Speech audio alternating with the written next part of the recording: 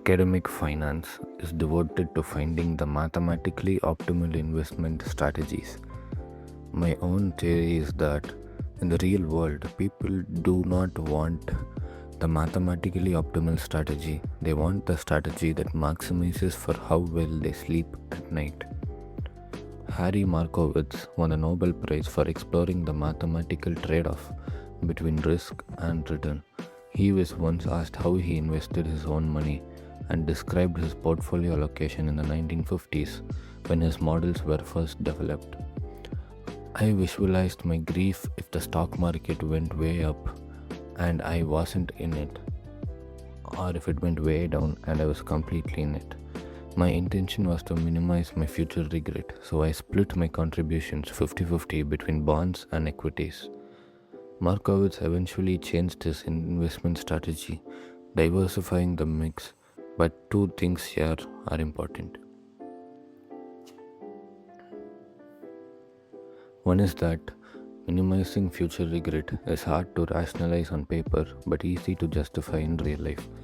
A rational investor makes decisions based on numeric facts. A reasonable investor makes them in a conference room surrounded by co-workers you want to think highly of you, with a spouse you don't want to let down, or judged against the silly but realistic competitors that are your brother-in-law, your neighbor, and your own personal doubts. Investing has a social component that's often ignored when viewed through a strictly financial lens. The second is that this is fine. Jason Zweig, who conducted the interview when Markowitz described how he invested, later reflected, "My own view is that people are neither rational nor irrational. We are human. We don't like to think harder than we need to, and we have unceasing demands on our attention." Seen in that light, there's nothing surprising about the fact that the pioneer of modern portfolio theory built his initial portfolio with so little regard of his own research, nor is it surprising that he adjusted it later. Markowitz is neither rational nor irrational, he's reasonable.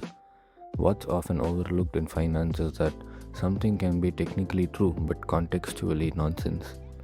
In 2008, a pair of researchers from Yale published a study arguing young savers could supercharge their retirement accounts using 2-to-1 margin, $2 of debt of every dollar of their own money when buying stocks. It suggests investors taper that leverage as they age, which lets a saver take more risk when they're young and can handle a magnified market roller coaster and less when they're older.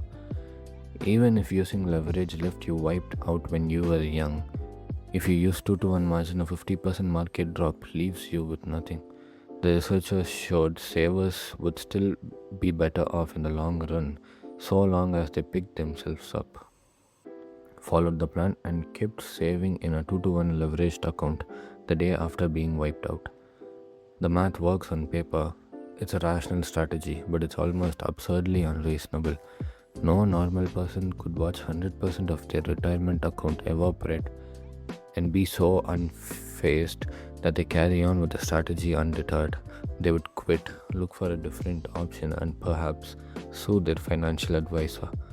The researchers argued that when using this strategy, the expected retirement wealth is 90% higher compared to life cycle funds. It is also 100% less reasonable.